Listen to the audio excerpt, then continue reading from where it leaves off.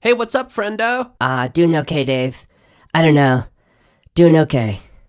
What do you mean, friendo? Last time we talked, you were doing pretty well. Yeah, I don't really feel that way anymore, Dave.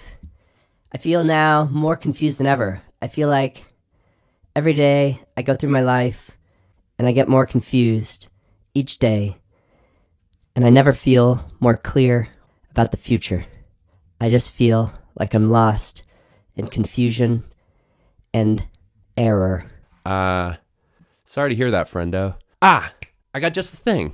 I have some philosophy that I think might be able to help you out. I don't know, Dave. Last time you started talking about philosophy. Great! Okay, so this time, the philosopher is René Descartes. Have you heard of them? I don't think so, Dave. Well, they lived in the 17th century in France and in the Netherlands. They had some influential and penetrating ideas on how one gets from a position of confusion to a position of security, and how one moves from self-doubt and skepticism to feeling like you have things in grip and a plan. How's that sound, friendo? Okay, Dave, that sounds kind of nice. Tell me more. Well, friendo, in the book Meditations on First Philosophy from 1641, René Descartes explored the question of self-doubt and certainty by using a thought experiment. And this involved Descartes picturing himself in his study alone with a fire roaring and there conducting some meditations. Meditations meant to sit and focus on something in a very methodological and controlled and deliberate sort of way. Like Aristotle and Kant,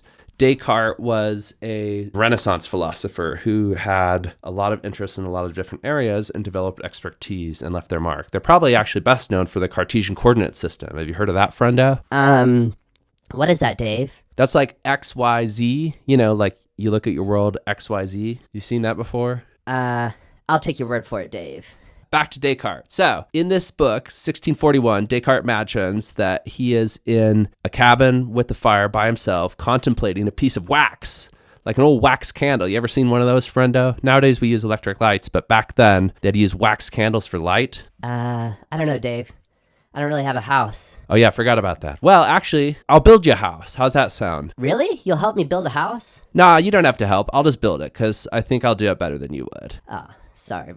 Thanks, Dave. I don't mean to hurt your feelings, friendo. But friendo, we'll build you a house literally soon, but right now we can build a house philosophically in terms of building up a system of philosophy, which is what Descartes intended to do in the project of the Meditations, which is to raise knowledge down to its foundations, to build a new structure of knowledge, one that is certain and that proceeds from clearly and distinctly held ideas. And Descartes arrives at this while manipulating this piece of wax and molding it between his fingers and noticing that it goes with heat from solid to liquid and back to solid again, and uses that to meditate on sensation overall and what we can say we know or not. Friendo, have you ever wondered whether or not you're real?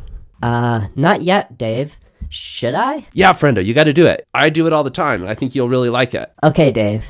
I'll give it a try. Let me pause and imagine and wonder whether I'm real.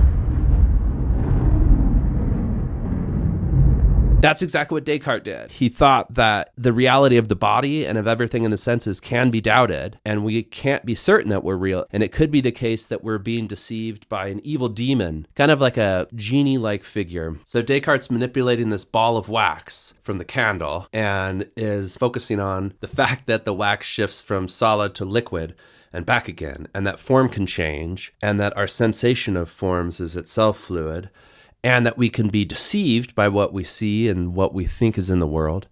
And on the basis of this goes further and further and arrives at a pretty thoroughgoing skepticism of everything that he thinks is real and packed within his existence, and puts it to as much stress of doubt as is possible, removing everything that could be doubted. And for Descartes, that includes that we have bodies, that we live in houses, that anything around us is real, that the mountains behind you and the trees behind you, friendo, are real, that your bridge is real. But aren't those things real, Dave? Oh, of course. Yeah, no, they're very, very real. Don't worry, friendo. Thanks, Dave. That's a relief. The question of reality and what we can say we know about reality and what's real in reality, for Descartes, it's one that gets very sharp around this question of the self and the foundation for the self. And what is it about the self that, if anything, cannot be doubted? Descartes then moves along through these different figures of doubt and thinks he's hit bedrock in building that house and in the foundation of that house. And that bedrock is the certainty of self-knowledge, the famous Cogito Ergo Sum. Have you heard about that, Friendo? No, Dave, I haven't heard about that. What language is that, Dave? It's Latin. It means I think, therefore I am. I think I've heard about that, Dave. I don't know where you would have heard about it, Friendo. What happens next, Dave? So here's what happens next. I think, therefore I am. That becomes the foundation or the bedrock for our new house, because on that, a house can be built, brick by brick. That's the Cartesian dream. Does that help you, Friendo? I don't remember what my question was anymore, Dave. That's okay, Friendo. How do you feel now? More confused than ever, you Great.